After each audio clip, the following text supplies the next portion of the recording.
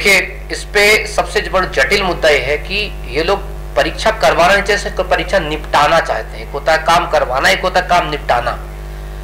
पटवारी की भर्ती परीक्षा जो कि क्लास 4 की भर्ती परीक्षा है, गैजेट क्रमांक अगर हम 10 फरवरी 2016, 10 फरवरी 2017 को देखें, जो कि गैजेट जीएडी का है 10 अगस्त 2017 का, उसमें साफ तौर पे लिखा है कि हर एक भर्ती के ग्रुप बनाया गया है और हर एक भर्ती के एक सिलेबस बनाया गया है। जैसे ग्रुप 2 का है, ग्रुप 1 का है तो उसका सिलेबस अलग है, ग्रुप 3 का सिलेबस अलग है, ग्रुप 4 का सिलेबस अलग है। ऐसे ही जो मध्य प्रदेश पटवारी की जो भर्ती निकली है वो हमेशा एक ग्रुप 4 की भर्ती है, उसका अलग से सिलेबस होता है, 100 नंबर का पेपर होता है, उसमें कुछ भी डाल देते हैं, उसमें कर देते हैं। और जो बाकी जो ग्रुप 2 की भर्ती होती है उसमें 4200 ग्रेड पे की भर्ती, 3600 ग्रेड पे की भर्ती, 3300 ग्रेड पे की भर्ती, 2800 ग्रेड पे की भर्ती होती है। वो एक बड़ी भर्तियां होती हैं। लेकिन इन्होंने अभी क्या किया है, एग्जाम को किसी प्रकार से निपटाने के लिए ग्रुप 2 के साथ सब ग्रुप, मतलब ग्रुप 2 के साथ क्लास 4 की भर्ती डाल दिया, पटवारी की भर्ती डाल दिया। अच्छा, एक बड़ी इंटरेस्टिंग बात बताता हूं आपको। उसमें कुछ पोस्ट है, विधि अधिकारी। विधि अधिकारी की योग्यता है एमबीबीएस, और एमबीबीएस के साथ बच्चा फॉर्म भरेगा पटवारी वाला। अच्छा, दूसरा पोस्ट है विधि अधिकारी, अर्थात विधि अधिकारी के लिए जो उसमें चीज डाली गई है, विधि अधिकारी के लिए पोस्ट का रखा गया है एलएलबी। तो जो एलएलबी होगा व्यक्ति वो फॉर्म डालेगा, उसके साथ पटवारी डालेगा।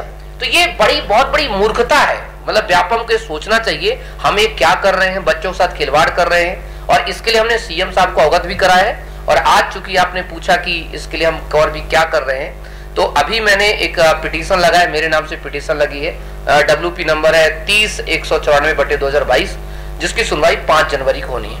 अब 5 जनवरी सुनवाई क्या होती क्या नहीं होती, पर हमारी पूरी कोशिश है कि इस प्रकार की विषमता नहीं होनी चाहिए। सर, इसके पीछे जिम्मेदार आप किसको शासन मानते हैं या शासन में बैठे हुए लोगों को मानते हैं?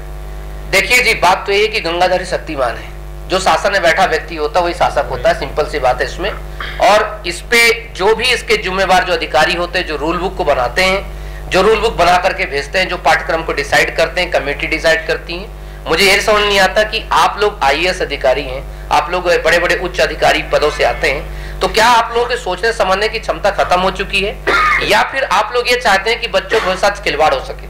क्योंकि कभी भी ऐसा नहीं हो सकता कि आप संयुक्त परीक्षा के नाम पर कुछ भी कर दें। कल के लिए फिर ये होगा कि आप कह दोगे कि ये तो संयुक्त परीक्षा है जी, यूपीएससी के साथ पटवारी करा दो, ये तो संयुक्त परीक्षा है जी, एक काम करिए आप ना MPPS से पटवारी करा दीजिए, क्योंकि ये ऐसे ही करेंगे। इसलिए हमारी जो पूरी की पूरी एक अप्रोच है कि इस प्रकार की चीजें नहीं होनी चाहिए, क्योंकि कहीं ना कहीं सरकार एक बार प्रयोग करती है, बाद में उस चीज को क्या कर देती है, अडॉप्ट कर देती है।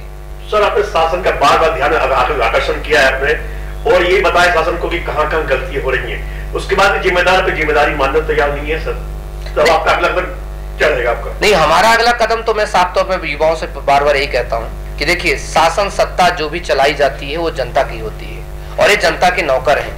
अर्थात इनको एक बार बताना पड़ेगा कि जनता मालिक होती है, और जनता के साथ हुए अन्याय का जनता ज्यादा दिन तक जो है वो उसको सहती नहीं है।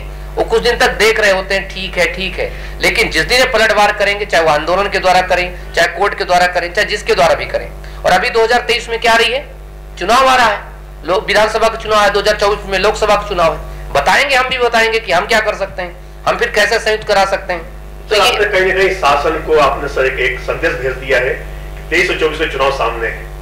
सर, क्या आप खुद शासन को चुनौती दे रहे हैं या सिर्फ उनसे बताना चाहते हैं? सर, अपने सेवकों को चुनौती कौन देता जी?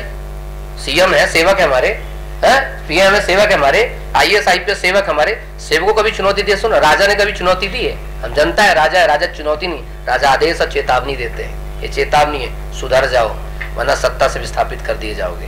कैसी सर, इसका परिणाम देखने को मिलेगा? सर, बिल्कुल, क्यों नहीं मिलेगा परिणाम? प्रदेश हमारा है, इस प्रदेश को बनाने बाप दादाओं ने खून पसीने कर दिए हैं। ऐसा थोड़ी ना कि कोई भी आए कुछ भी बना के चल देगा, बर्दाश्त थोड़ी करेंगे हम लोग।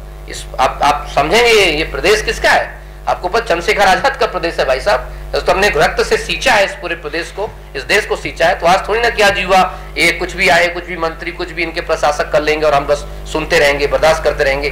पाठ्यक्रम के साथ सिलेबस कराइए, पाठ्यक्रम निश्चित करिए, निश्चित पाठ्यक्रम के साथ परीक्षा कराइए, निष्पक्ष तौर पर परीक्षा कराइए, पदवृद्धि के साथ परीक्षा कराइए। ये हमारी मांग है और हमेशा रहेगी मांग हमारी।